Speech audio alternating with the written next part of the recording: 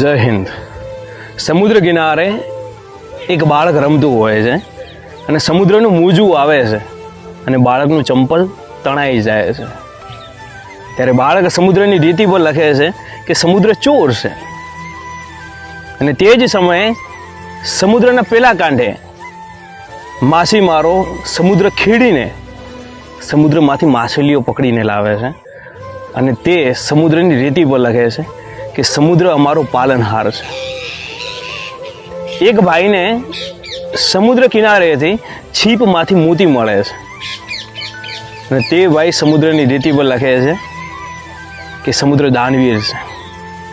અને તે જ સમયે એક મોજું આવે છે અને રેતી પર લખેલા ત્રણેય લખાણોને ઊંચી અને જતું રહે છે.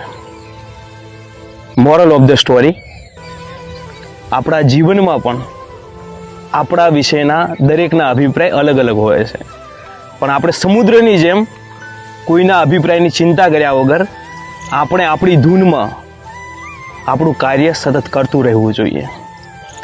આપણે કોઈના અભિપ્રાયથી આપણું વ્યક્તિત્વ ન બદલવું જોઈએ. જય હિન્દ. ધન્યવાદ.